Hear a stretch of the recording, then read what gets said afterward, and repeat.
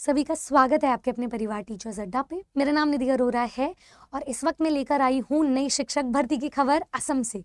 असम ने रिलीज किए हैं 9300 प्लस पद for the post of TGT and PGT. अब इन माध्यमिक एंड उच्च माध्यमिक दोनों ही पदों पर आवेदन प्रक्रिया शुरू हो भी चुकी है और ये जो डायरेक्ट रिक्रूटमेंट एग्जामिनेशन होने वाला है ये प्रोविंशियलाइज्ड एंड गवर्नमेंट दोनों स्कूल्स के लिए होने वाला है।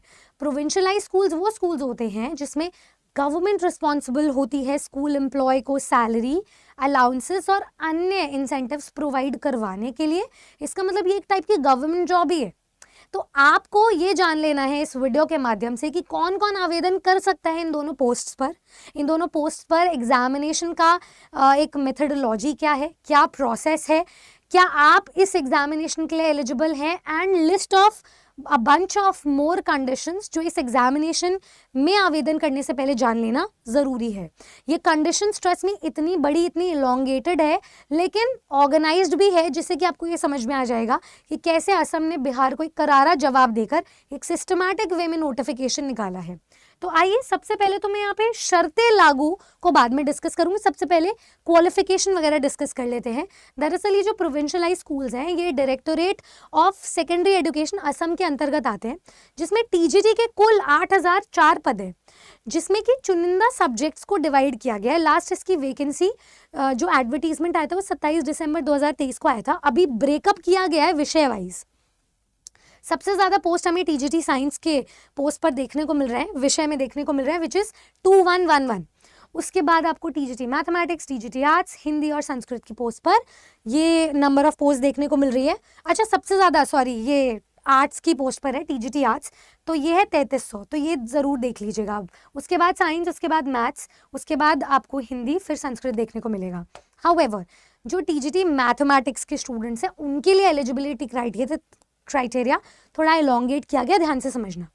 बोला गया है कि अगर आपकी ग्रेजुएशन, मतलब आप टीजीटी मैथमेटिक्स के लिए अपियर होने जा रहे हो, तो आपके पास या तो ग्रेजुएट डिग्री हो साइंस में, ठीक है, जिसमें आपका ऑनर्स हो, ठीक है, साइंस ऑनर्स, या फिर मेजर हो आपकी मैथमेटिक्स में जिसमें आपके पास फिजिक्स, बायोलॉजी और या केमिस्ट्री में से कोई सब्जेक्ट्स हो आपके, ये एज अ पास कोर्स हो आपका, या फिर माइनर सब्जेक्ट हो आपका ग्रेजुएट लेवल पे, ग्रेजुएट लेवल कोर्सेज में, या फिर पोस्ट ग्रेजुएट डिग्री हो मैथमेटिक्स में, ठीक है, मास्टर्स हो आपकी एक रिकग्नाइज्ड यूनिवर्सिटी से जिसमें ऑनर्स का भी एक ठप्पा लगा हो, या फिर मेजर हो आपकी डिग्री इन मैथमेटिक्स से एक रिकग्नाइज्ड यूनिवर्सिटी से, ठीक है। मेजर अगर आपकी डिग्री मैथमेटिक्स से है तो उसमें आपका फिजिक्स, केमिस्ट्री या बायोलॉजी आपके सब्जेक्ट्स होने चाहिए एज अ पास कोर्स, ठीक है। या फिर आपका माइनर सब्जेक्ट होना चाहिए जिसमें कि एटलीस्ट आपके 50% मार्क्स आए, या तो ग्रेजुएशन या पोस्ट ग्रेजुएशन में, एंड साथ में आपके पास बीएड डिग्री का होना ज़रूरी है। तो जाहिर सी बात है यार, देखो अगर ये हमारी जो पोस्ट है माध्यमिक और उच्च माध्यमिक की पोस्ट पे है तो उसमें डीएलएड का कोई काम नहीं है, तो बीएड डिग्री वाले एलिजिबल होंगे। बीएड डिग्री आपकी रिकग्नाइज्ड इंस्टीट्यूशन से होनी चाहिए जो कि रिकग्नाइज की गई हो एनसीटी के द्वारा। आगे चलते हैं। आगे मैं आपको बता देती हूँ कि एक और बहुत बड़ी कंडीशन है यहाँ पे, चाहे वो टीजीटी की पोस्ट पे हो चाहे वो पीजीटी की पोस्ट पे हो, विच इज़ कि अगर मान लो आपका कोई इंस्टीट्यूशन है जिसका जो ज्यूरिसडिक्शन है, मतलब जो टेरिटोरियल ज्यूरिसडिक्शन है, जो क्षेत्राधिकार वो बाहर है, लेकिन आपका जो स्टडी सेंटर है वो असम स्टेट के अंदर है, तो ऐसे स्टडी सेंटर्स अगर डीईसी के अंडर या जो यूजीसी के अंडर आता है उसके द्वारा उनको रिकॉग्निशन नहीं मिला तो आपकी वो मान्यता नहीं मानी जाएगी। आपका जो सर्टिफिकेशन है, जो डिग्री या डिप्लोमा डिग्री आपको उस इंस्टीट्यूशन से मिलेगी, वो वैध नहीं होगी इस एग्जामिनेशन के लिए, ठीक है। तो एजुकेशन डिपार्टमेंट के अंतर्गत वो कंसिडर नहीं होगी। तो जो भी डिग्री या डिप्लोमा आप कंसिडर कर रहे हो या जो आप अभी स्टडी कर रहे हो या जिससे पास आउट हो, आप मेक श्योर करो कि या तो वो हो KKHSOU से पास आउट, उससे रिकॉग्निशन मिला हो, कन्फेड हो, या फिर इग्नू से हो, या फिर आइडल अंडर गुवाहाटी यूनिवर्सिटी के अंतर्गत आता है उससे मान्यता प्राप्त की गई हो, या फिर डिस्टेंस एजुकेशन जो डिब्रूगढ़ यूनिवर्सिटी से हो वहाँ से आपको मान्यता मिली गई हो, तो वही सारे वैलिड माने जाएंगे आपके एम्प्लॉयमेंट पर्पस के लिए in the state of Assam. ये चीज़ आपको याद रखनी है। सिमिलरली एक बार मैं पीजीटी पोस्ट को भी डिस्कस कर लेती हूँ। पीजीटी में मास्टर्स के लिए 32 पोस्ट पर वैकेंसी निकाली गई है, लेकिन इसमें जो वैकेंसी है वो है कुल 1385। अब इसमें आपको बहुत सारे सब्जेक्ट्स देखने को मिल जाएंगे, starting from accountancy, advanced SMS, advance Bengali, anthropology, SMS, banking, Bengali, Bodo. आप एक बार इसकी लिस्ट देख सकते हैं एंड ये लिस्ट लास्ट तक जाती है जूलॉजी तक।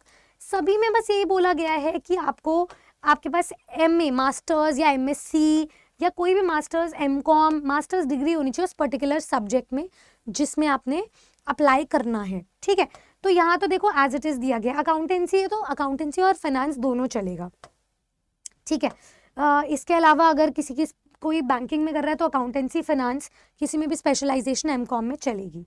अगर कोई बॉटनी में अपियर होने जा रहा है तो एमएससी बॉटनी में हो, या फिर एमएससी बायोटेक्नोलॉजी वाले स्टूडेंट्स भी एलिजिबल होंगे, प्लांट बायोटेक वाले भी एलिजिबल होंगे। मैथमेटिक्स में कर रहे हो तो आपका स्टेटिस्टिक्स वाले स्टूडेंट्स भी आ जाएंगे अलॉन्ग विद मैथमेटिक्स, कोई भी चलेगा। बिजनेस स्टडीज है तो मैनेजमेंट या एमबीए के साथ बीबीए तो वो भी चलेगा, ठीक है। CAES commercial arithmetics and elements of statistics अगर है तो उसमें आपका स्टेटिस्टिक्स भी चलेगा। इसके अलावा कोई अलग सब्जेक्ट की अगर मैं बात करूं, जैसे logic and philosophy as it is दिया गया है, एज इट इज दिया गया। जूलॉजी है तो जूलॉजी में एमएससी या फिर बायोटेक या फिर एनिमल बायोटेक भी चलेगा। बायोटेक में एनिमल बायोटेक स्पेशलाइजेशन दिया गया है। कैसे अप्लाई करना है, मैं सबसे पहले यहाँ पे एक डिटेल प्रोसीजर बता देती हूँ। जितने भी इंटरेस्टेड कैंडिडेट्स हैं इन पोस्ट्स के लिए, बीएड डिग्री और अपना ग्रेजुएशन या पोस्ट ग्रेजुएशन उस टीजीटी या पीजीटी की रिस्पेक्टिवली पोस्ट पर हो, तो आपके पास ये ऑफिशियल वेबसाइट है madhyamik.assam.gov.in। यहाँ से कॉपी करके आप इस लिंक पर विजिट कीजिए। वहाँ पर इसके अलावा कोई और मोड या मीन्स एप्लीकेबल नहीं होगा, एक्सेप्टेबल नहीं होगा। आवेदन प्रक्रिया 21 अक्टूबर से शुरू हो चुकी है, जैसे कि मैंने बताया लास्ट डेट है 15 अक्टूबर, ठीक है, अप्लाई करने के लिए। कोई और मल्टीपल एप्लीकेशंस एक्सेप्ट नहीं होंगे, तो एक कैंडिडेट एक ही बार अप्लाई कर सकता है। दूसरे अगर रिलेटेड इश्यूज आ रहे हैं आपको तो फिर आप पोर्टल को इन्फॉर्म कीजिए और वहाँ से अप्लाई कीजिए। आपकी एग्जामिनेशन फी अनरिजर्व कैटेगरी के लिए 500 है, रिजर्व कैटेगरी वालों के लिए 350 है। आपका एप्लीकेशन, अब देखो यहाँ पे कंडीशंस ध्यान से सुन लेनी है। आपका एप्लीकेशन तब तक सबमिटेड नहीं माना जाएगा जब तक आपने फी पेमेंट नहीं किया है। दूसरी चीज़, अगर फीस आपने एक बार पे कर दी तो उसका कोई रिफंड नहीं आएगा। तीसरी चीज़, जो भी गवर्नमेंट एम्प्लॉय है असम के, उनके पास एनओसी का सर्टिफिकेट होना चाहिए। किस लिए होना चाहिए? जो आप अपने एप्लीकेशन फॉर्म में अपडेट करोगे।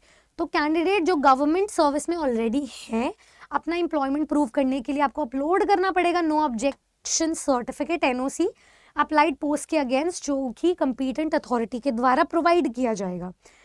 एनओसी आप ऑनलाइन एप्लीकेशन फॉर्म फिल करने के बाद प्रोवाइड नहीं कर सकते कि डीवी के टाइम पे चेक करा लेंगे। फॉर्म फिलिंग के टाइम पे अपलोड करना जरूरी है। जिनको भी बेंचमार्क डिसेबिलिटी है उसमें क्या क्या कंडीशंस एलिजिबल होंगी? जिनके पास कैंडिडेट्स, या तो जिनके पास हो ऑर्थोपेडिकली हैंडीकैप्ड हो, जो OH, जिसमें एटलीस्ट एक आर्म या एक लेग, एक आर्म और एक लेग, या नहीं दिया गया और एक लेग, LV लो विजन हो, HI हियरिंग इम्पेयरमेंट हो, सिर्फ वही माने जाएंगे रिजर्वेशन कैटेगरी में। और वो रिजर्वेशन कैटेगरी में भी मिनिमम 40% रेलेवेंट डिसेबिलिटी आपकी होनी चाहिए, वो वैधता आपकी एक्सेप्टेबल होगी। फाइनल सिलेक्शन जो फिजिकली हैंडीकैप्ड या डिसेबल्ड कैंडिडेट्स हैं उनका निर्भर करेगा कि कैसे आपका मेडिकल एग्जामिनेशन होता है, तो वो भी होगा, उस पर सब्जेक्टेड होगा, उस पर निर्भर होगा। जितने भी फिजिकली डिसेबल्ड कैंडिडेट्स हैं वो अपना, अगर आप रिजर्वेशन क्लेम कर रहे हो PW कैटेगरी के अंतर्गत, तो आपको जो डॉक्यूमेंट वेरिफिकेशन होगा ना, उसके टाइम पर लेकर जाना पड़ेगा PWD सर्टिफिकेट या UDID कार्ड, जो कि आपकी कॉम्पिटेंट अथॉरिटी आपको इशू करके देगी। जो PWD कैंडिडेट एलिजिबल है स्क्राइब के लिए, अगर आपको स्क्राइब की ज़रूरत है तो उसके लिए भी आपको सर्टिफिकेट लगेगा। एक कंसर्न डिस्ट्रिक्ट कमिश्नर से आपको वो सर्टिफिकेट इशू करवाना पड़ेगा, ठीक है। तो ये चीज़ ज़रूरी है। एडिशनल इन्फॉर्मेशन, आपके जो भी डिग्रीज, प्रोग्राम्स, डिप्लोमा, सर्टिफिकेट, जो भी कोर्स आप कर रहे हो वो रिकॉग्नाइज्ड होने चाहिए UGC के द्वारा, वही सिर्फ एक्सेप्टेबल होंगे वरना नहीं होंगे। जैसे DEC अंडर UGC लिखा गया था ऊपर। जो district wise, medium wise, subject wise, category wise breakup है वो सब ऑफिशियल वेबसाइट में दिया जाएगा in due course of time, मतलब आने वाले समय में आपको प्रोवाइड कर दिया जाएगा। कोई भी स्टूडेंट को डिस्ट्रिक्ट प्रेफरेंस नहीं दिया जाएगा एग्जामिनेशन सेंटर के टाइम पे या अपॉइंटमेंट के टाइम पे। अगर आपको जाना है तो ये रैंडमाइजेशन, रैंडम पर्पस पे होगा, ठीक है। किसी को भी कोई भी डिस्ट्रिक्ट सेंटर दिया जा सकता है। एग्जामिनेशन 2.5 घंटे का होगा, 140 क्वेश्चंस दिए जाएंगे, 1 मार्क ईच क्वेश्चन, ठीक है। इसके अलावा नेगेटिव मार्किंग भी होगी, सबसे बड़ी बात 0.25 1/4 नेगेटिव मार्किंग है, 0.25 नेगेटिव मार्किंग है, ये याद रखना हर रॉन्ग आंसर के लिए। और या तो आप रॉन्ग आंसर करो या फिर अगर आपने 2 ऑप्शन सिलेक्ट कर दिए, मतलब इस एग्जाम में ये नहीं है कि एक बारी में एक ही ऑप्शन सिलेक्ट करो। अगर आपने एक क्वेश्चन के लिए 2 ऑप्शन सिलेक्ट कर दिए तो if for selecting more than 2 options, more than 1 options, उसमें भी आपका नेगेटिव मार्किंग काउंट किया जाएगा। तो ये नहीं कि आप तुक्के से 2 ऑप्शन टिक करके आ गए। ध्यान से देखना आफ्टर सबमिशन, बिफोर सबमिशन, कि आप 2 ऑप्शन किसी भी क्वेश्चन में टिक करके ना जाओ, क्योंकि अपने आप नेगेटिव मार्किंग में फॉल कर जाओगे, मार्क्स कट गए आपके। Next, question paper multilingual form में होगा, ठीक है, बहुभाषिता होगी उसमें। Assamese, Bengali, Bodo, English medium, ये 4 मीडियम आपको दिए जाएंगे। कंफ्यूजन या डिस्क्रिपेंसी के केस में जो इंग्लिश वर्जन है उसको ऑथेंटिक वर्जन माना जाएगा। कोई प्रिंटिंग मिस्टेक हो गई, कुछ हो गया, इंग्लिश वर्जन हमारा लास्ट ऑथेंटिक वर्जन है। कोई हमारा डीओएनएस अलाउंस या कोई और एक्स्ट्रा अलाउंस नहीं दिया जाएगा, एग्जाम में आने जाने का खर्चा नहीं दिया जाएगा। एग्जामिनेशन का जो वेन्यू डिस्ट्रिक्ट है वो इन ऑप्शंस में से आएगा, या तो दिया जाएगा कचहर या डिब्रूगढ़ या जोरहट या कर्नरूप या कमरूप मेट्रो या कोकराझार या फिर लक्ष्मीपुर या नलबारी या सोनितपुर। इन्हीं में से आपको डिस्ट्रिक्ट सेंटर्स दिए जाएंगे, आपको सिलेक्ट करना पड़ेगा वेन्यू डिस्ट्रिक्ट। जब आप ऑनलाइन एप्लीकेशन फॉर्म फिल करोगे तो देख लो अपने सेंटर के क्या क्या नज़दीक पड़ रहा है अभी से। जितने भी एप्लीकेंट्स के पास एम्प्लॉयमेंट एक्सचेंज रजिस्ट्रेशन नंबर है वो होना चाहिए। एम्प्लॉयमेंट एक्सचेंज रजिस्ट्रेशन नंबर हर एप्लीकेंट के पास होना चाहिए। अगर आपने रजिस्ट्रेशन नंबर अप्लाई किया है लेकिन आपको मिला नहीं है, रजिस्ट्रेशन नंबर के लिए अप्लाई किया लेकिन आपको मिला नहीं है, तो आपको अप्लाई करने के लिए अलाउ तो किया जाएगा, लेकिन आपको एम्प्लॉयमेंट एक्सचेंज नंबर मैंडेटरीली आपके पास होना चाहिए बिफोर अपॉइंटमेंट के पहले, ठीक है, जब आपका सिलेक्शन हो रहा होगा उसके पहले होना चाहिए। एक कॉमन रिक्रूटमेंट टेस्ट होगा सारे graduate and post graduate teachers के लिए, ठीक है, ये दोनों ही लेवल्स पर है, चाहे आप गवर्नमेंट स्कूल्स के लिए अप्लाई कर रहे हो या प्रोविंशियलाइज स्कूल्स के लिए आपका भर्ती की जाएगी, तो दोनों के लिए कॉमन रिक्रूटमेंट टेस्ट होगा, दोनों के लिए कुछ अलग अलग नहीं किया जाएगा, सेम ही होगा। लेकिन जो फाइनल मेरिट प्रिपेयर होगी वो गवर्नमेंट एंड प्रोविंशियलाइज स्कूल्स उसी के बलबूते पर होगी, इसमें लेकिन कुछ नहीं था, एक साथ ही बनेगी, मतलब दोनों के लिए सेम एग्जाम, सेम ही मेरिट लिस्ट बनकर आएगी। अच्छा, जब आपका क्वालिफिकेशन का वेरिफिकेशन हो रहा होगा तो हर कैंडिडेट को, मतलब आप ये मान के चलो 2:1 रेशियो पे बुलाई जाएगा, हर वैकेंसी पे 2 कैंडिडेट बुलाई जाएंगे, तो डबल नंबर ऑफ स्टूडेंट्स को शॉर्ट लिस्ट किया जाएगा। उसके बाद जब फाइनल मेरिट लिस्ट निकलेगी तो उसमें जितने भर्ती दी गई है पर सब्जेक्ट वो 1:1 के रेशियो में ही निकलेगा। तो फाइनल मेरिट लिस्ट किस बलबूते पर डिसाइड होगी ये बता देती हूँ मैं। तो जो मेरिट लिस्ट है क्या graduate and post graduate teachers की, ये total number of marks obtained उस पर निर्भर होगी। तो वो मार्क्स आपके टेट कम जो रिक्रूटमेंट टेस्ट उसमें आप गेन करोगे, और उसके बाद जो पूरे पुराने आर्टिकल में, पुराने एडवर्टीजमेंट में जो सिलेक्शन क्राइटेरिया दिया गया था उसके अकॉर्डिंग मेंशन किया जाएगा। तो मान लो अगर आपको मेरिट डिटर्मिन करनी है अपनी कि 2 स्टूडेंट को बुलाया जा रहा है, उनमें से कौन सिलेक्ट होगा, तो ये मैं बता देती हूँ। तो सबसे पहले तो यहाँ पे आप ये मान के चलो कि 3 क्राइटेरिया इसके, जिस कैंडिडेट के ज़्यादा मार्क्स आएंगे रिटन एग्जामिनेशन में उसको प्रायोरिटी दी जाएगी, ठीक है। मार्क्स अगर दोनों के सेम आ रहे हैं तो आपको ये जो प्रोसेस है ये कैसे होगा, जिसकी डेट ऑफ बर्थ पहले आ रही है, फॉल कर रही है, उसको चूज किया जाएगा सिलेक्शन के लिए। दूसरा कंडीशन ये, अगर सिलेक्शन इनको फॉलो करके नहीं पाया जा रहा है तो फिर लकी ड्रॉ निकलेगा, तो ड्रॉ प्रोसेस पे होगा जो कि निकाला जाएगा director of secondary education Assam के द्वारा, रैंडम बेसिस पर है ये। जो कैंडिडेट को ऑलरेडी सिलेक्शन मिल गया टीजीटी की पोस्ट पर या पोस्ट ग्रेजुएट की पोस्ट पर, उनको टीजीटी पर अब उनका जो नाम होगा मेरिट लिस्ट में नहीं आएगा। तो ये सबसे अच्छी चीज़ करी उन्होंने, इस वजह से बहुत सारी पोस्ट वेकेंट चली जाती है। तो जो स्टूडेंट पीजीटी की पोस्ट के लिए जिसका नाम मेरिट में आ गया उसको टीजीटी के लिए शॉर्टलिस्ट नहीं किया जाएगा, ये चीज़ आप याद रखिए।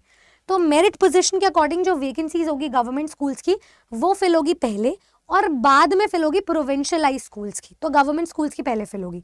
दूसरी टर्म्स एंड कंडीशंस जो है बिल्कुल सेम रहेगी एज इट इज़। तो ये था आपका फाइनल नोटिफिकेशन, फाइनल रिक्रूटमेंट का प्रोसीजर। कोई भी स्टूडेंट अगर इस परमानेंट रिक्रूटमेंट एग्जामिनेशन के लिए अपियर होना चाहता है, क्योंकि बम्पर वैकेंसी है, 9000 पद बहुत होते हैं एक स्टूडेंट को अपने सपने को साकार करने के लिए, एक स्टूडेंट को फाइनेंशियल स्टेबिलिटी गेन करने के लिए, एंड अपने ड्रीम स्कूल में टीचर बनने के लिए। तो ये सारी सुविधाओं का अगर आप भी लुत्फ उठाना चाहते हो तो आज ही इस एग्जामिनेशन की आप तैयारी शुरू कर सकते हो। सिलेबस वगैरह सब कुछ डिटेल में आपको दिया जाएगा। मैं आपको एक रास्ता बता देती हूँ, अगर कोई भी स्टूडेंट हमारे साथ तैयारी करना चाहता है तो वो दिवाली ऑफर पे टीचिंग महापैक की फैसिलिटी, कोर्स की एमिनिटीज को अवेल करना ना भूले, जिसमें कि आपको मैक्सिमम डिस्काउंट भी मिल रहा है। 27 महीने के लिए 2600 रुपए का एक ऐसा बैच मिल रहा है जिसमें कि सारे के सारे एग्जाम्स हम कवर करते हैं और करेंगे ओवर द नेक्स्ट 27 मंथ्स। आप यूज कर सकते हैं कोड Y449 मैक्सिमम डिस्काउंट के लिए, एंड या फिर नीचे दिए गए ये जो नंबर है उस पर रीच आउट कर सकते हैं। All the way best, subscribe कीजिए हमारे चैनल को। कोई भी स्टूडेंट इस एग्जाम के अराउंड फ्री स्टडी मटेरियल या रिसोर्सेज चाहता है तो नीचे दिए गए गूगल फॉर्म को फिल करना ना भूलें। मैं मिलूंगी आपसे नेक्स्ट इन्फॉर्मेटिव वीडियो में।